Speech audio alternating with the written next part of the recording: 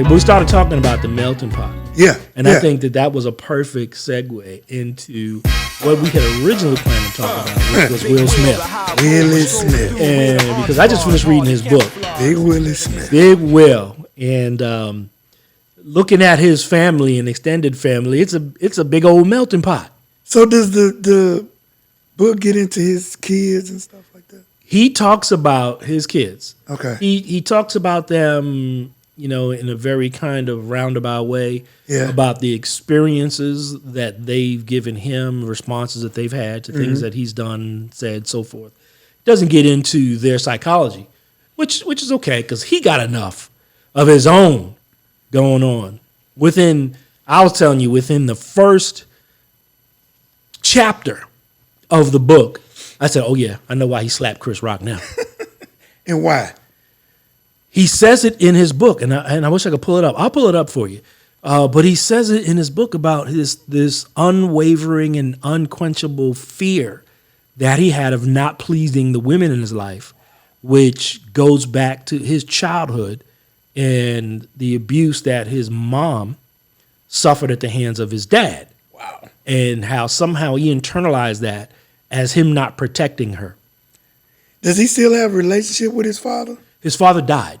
Okay. So you find that out at the end of the book. His father died. And the great thing about it is, if you can blank out or block out what he did at the Grammys, or not the Oscars, I'm sorry, which is hard to do. Right. Right. But if you could read the book without that context, you say to yourself, wow, man, this is a pretty cool book. This is a great intellectual read. It's a great insightful read into the psyche of a man, success and motivation and childhood programming and all of this.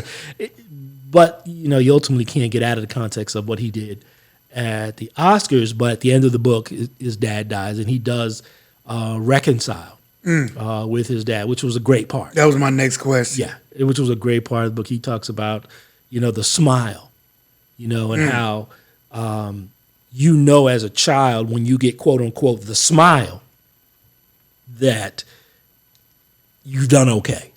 That no matter what, your parent looks at you and says, okay.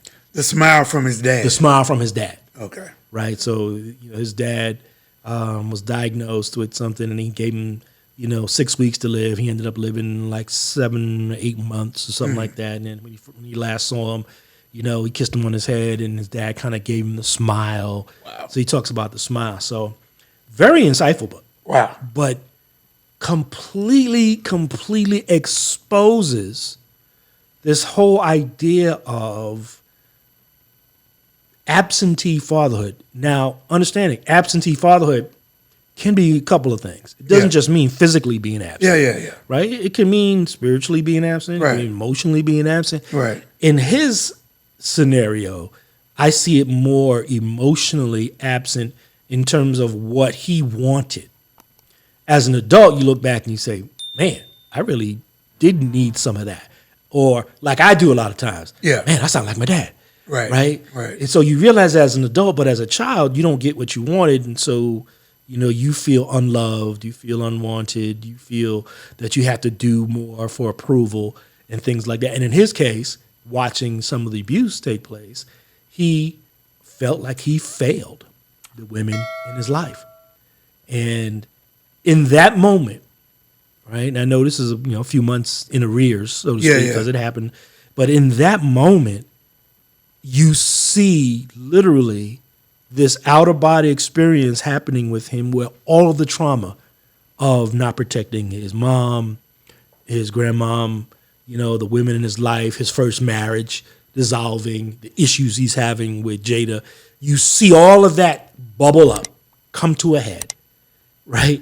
And he says, I am no longer going to allow this to happen. I am finally, because I preached this do it, overcoming your fear, theory of life. And he preaches it throughout the book. Like I said, some great insightful anecdotes, some things I highlighted because I'm a big highlighter, right? Yeah. That's a great quote, so forth and so on. But you see it in that moment. He said, that's it. No more. Not going to happen. I'm going to throw everything away to satisfy this one thing that I've never done in my life, and that is protect the women that I love. Wow. You know, my whole, and I might get in trouble now, but how much did Jada trigger him doing that? Because when you go back and look at it, initially, he was kind of laughing. You know what I mean? And then it's like he looked at her, and it's like, I would think if this is just me now. My woman, my wife, I would hope in a situation like that would try to restrain me a little bit. Because Jada's got to know that Will loves her beyond any joke somebody could tell. So